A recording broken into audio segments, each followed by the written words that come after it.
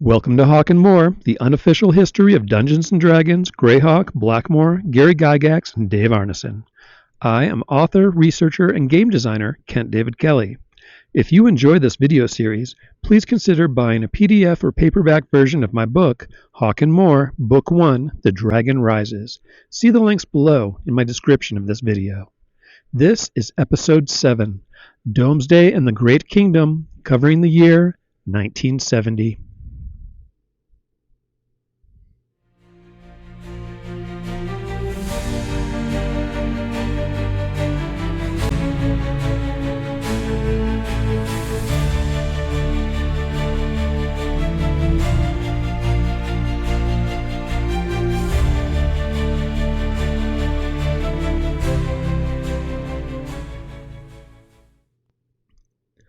Episode 7, Domesday and the Great Kingdom.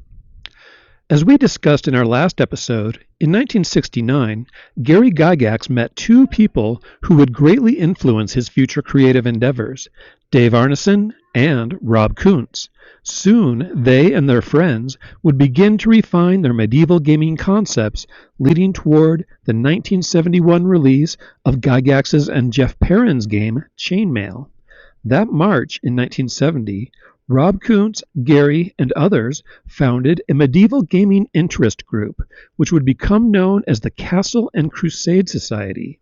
This was a subgroup of the wargaming organization they were already members of, which was the International Federation of Wargaming, or IFW. On February 27, 1970, Gary had written a letter announcing the Lake Geneva Gaming Group's intention to create this specialized gaming group. He wrote, "Rob Kuntz is currently working on the formation of a society for medieval war games. It would be in cooperation with our local group. No formal name has yet been chosen for the society.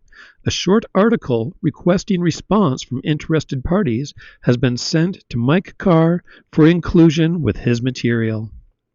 The Castle Crusade Society's new fanzine was entitled The Domesday Book, inspired by William the Conqueror's land survey of the same name, which had recorded the lands and livestock owned by the citizens of 11th century England. The original Domesday Book was a king's tome, basically, detailing all that was worth fighting for and who possessed it. It was a good name for a fanzine revolving around the play of medieval struggles for dominance. This Castle Crusade Society gaming periodical would soon become the virtual gathering place for medieval wargamers from near and far, ready to war with one another for domination.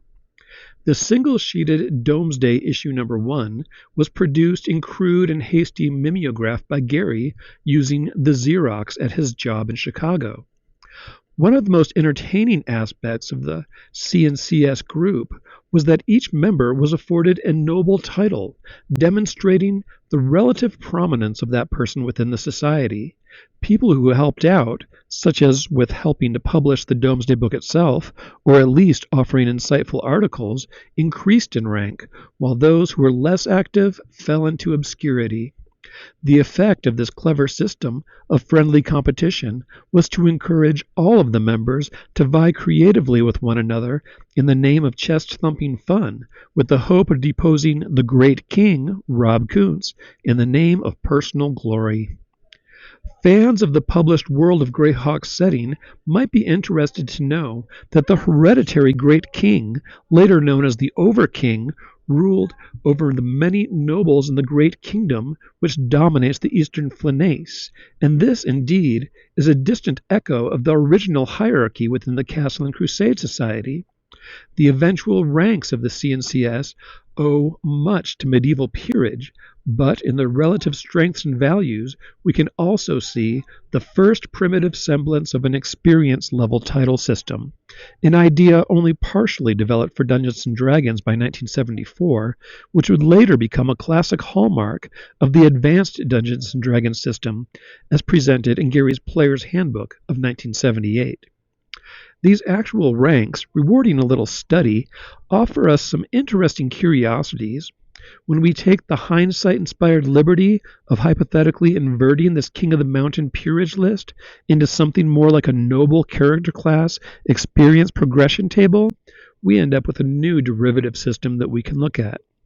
The ascending ranks and titles are basically, and this is the short version, gentleman, esquire, knight, knight of the order of merit, baron with 5 subranks, viscount with 3 subranks, earl palatine, and king. King, by the way, would be Rob's title, and Earl Palatine would be Gary's. Presumably, Wargamer members of the CNC Society could go up and down in experience level along the entire early Great Kingdom peerage scale, dependent upon the worth of their contributions to the overall society. Dungeons & Dragons was still somewhat far in the future at this time, but it is likely that the system is one of the things that later inspired Dave Arneson to concoct some creative reinterpretations of Rob and Gary's CNCS ranking system when he worked on the rudimentary experience level systems in 1971. In those friendly early days, to be succinct, things got really ugly later on. The Castle Crusade Society served as a near-ideal venue, allowing gamers with similar interests to gather remotely and to share their collective research and preferred modes for medieval gaming. Dave Arneson joined the Society about a month after it was created, a short while after the printing of Domesday Book, issue number 3. Gary mailed that issue to Dave on April 14th, a day before the zine's cover date. Issue number 3 was formally dated April 15th.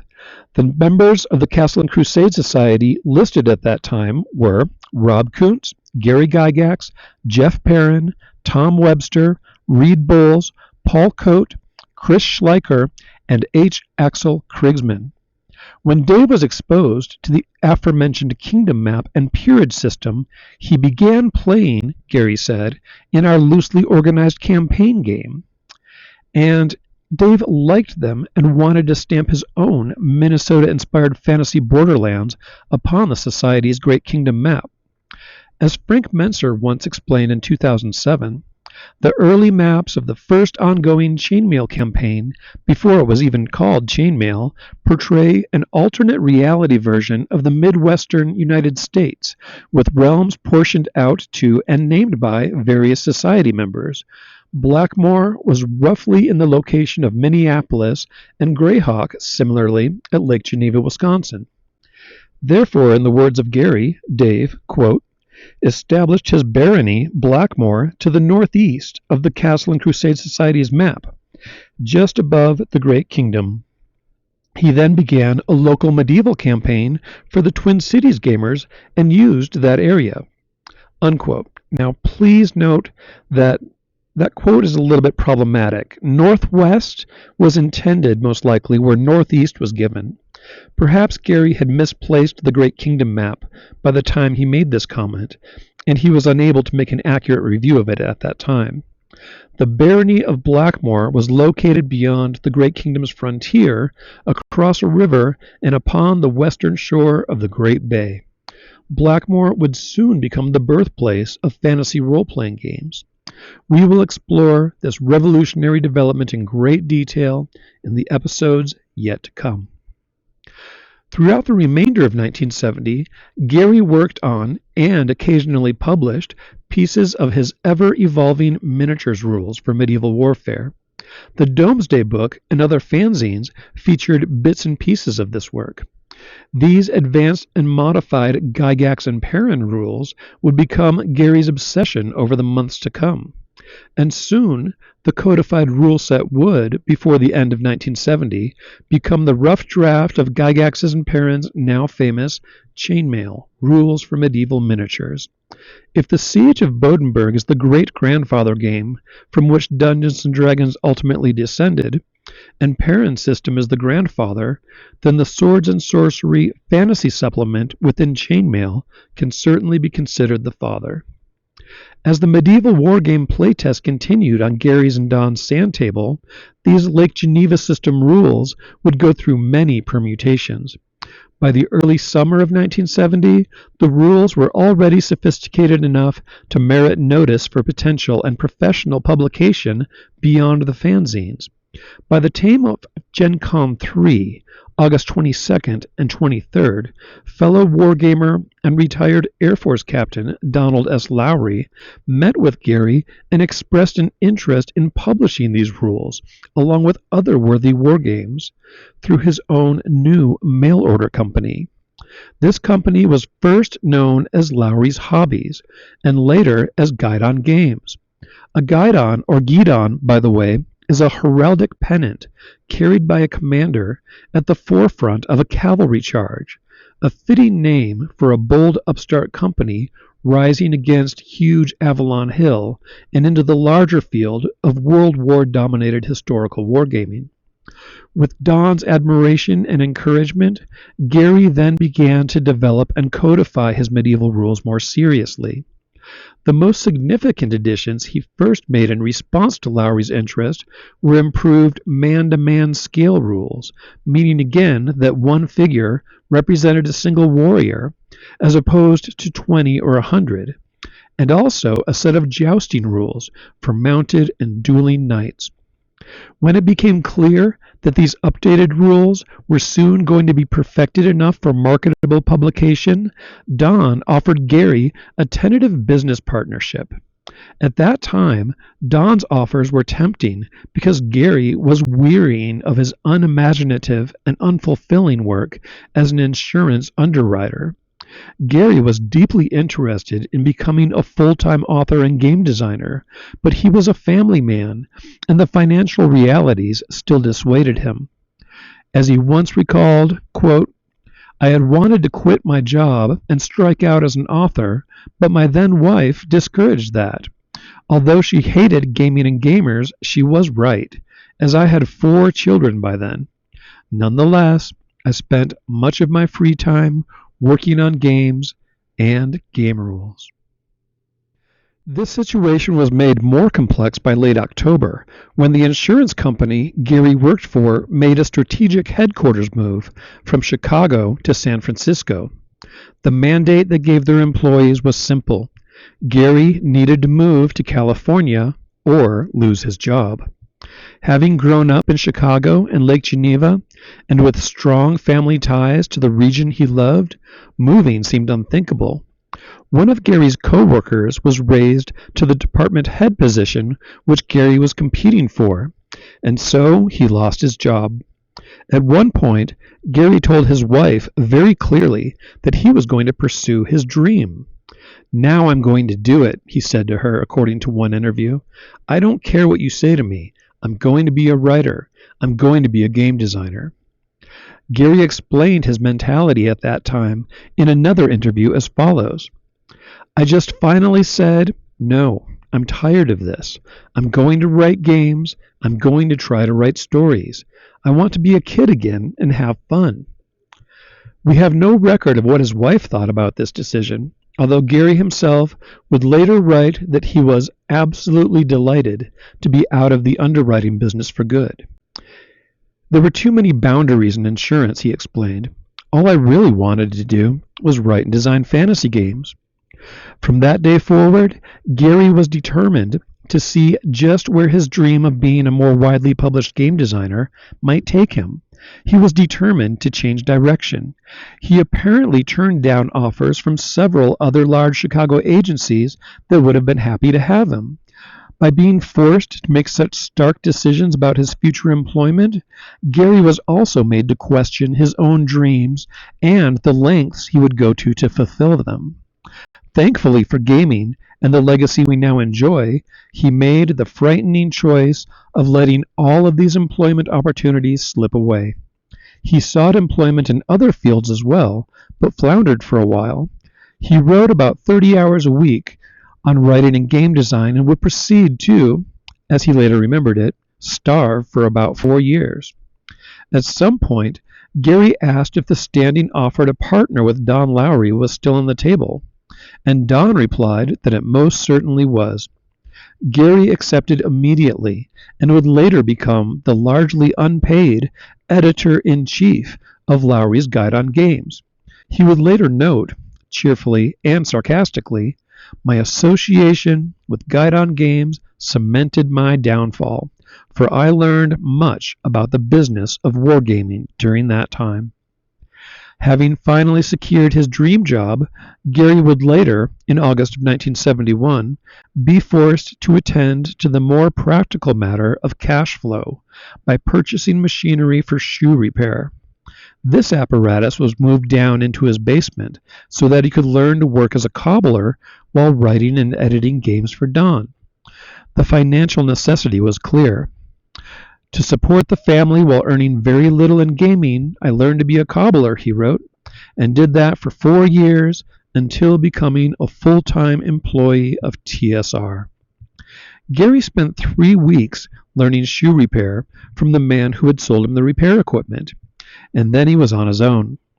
It would take a fair amount of practice before Gary would gain proficiency in his new, useful secondary skill. One of the reasons my wife makes great fun of me, he once joked, is that my mind tends to go off. I get my fingers caught in the shoe repair machinery. This makeshift home business would demand a fair amount of space, and so Gary would enlist his good friend Don Kay once more to help with breaking down the wargaming sand table. The table found a new home in Don's garage, where Gary and his friends would still frequently play their war games. A lesser man might well be terrified by these uncertain times and prospects, but Gary was actually excited. He said, "I was set to seek my fortune doing what I loved." In the meantime, however, he would be enrolled on unemployment. His playgroup did some more serious playtesting of the imminent chainmail rules as 1970 began to wind down. But the fantasy elements were still missing from Gary's game. The rules were enjoyable, but they were not yet magical. They were not inspiring in many ways either. The Elastilin toy soldiers certainly added a visceral appeal to the chainmail playtests, but so far, only the soldier aspect of the figures was being exploited to full potential. The more promising toy aspect and the simple, heartfelt demands of gaming for fun, as opposed to mere historical military simulation, were not yet being fully served. And so the man who had once, as a boy, hammered on his friend's garbage can lid shield with a makeshift flail, prepared to add something crazy to his own serious little game. And where would the dragons come from? Well, that's where the tale becomes a little strange. An unsung hero had already developed a fantasy war game, and it had been demonstrated in public and won an award. Gary would soon be drawing his fantastical inspirations from this mysterious predecessor and calling the work his own. It was perhaps over the Christmas season of 1970, or very early in 1971, that he incorporated that other person's work into his own larger game design. What he did, and the resultant wild scenarios that were played as a result, will be the intriguing subject of our future episodes. Thank you for watching HAWK Moor. I will see you next time. Take care.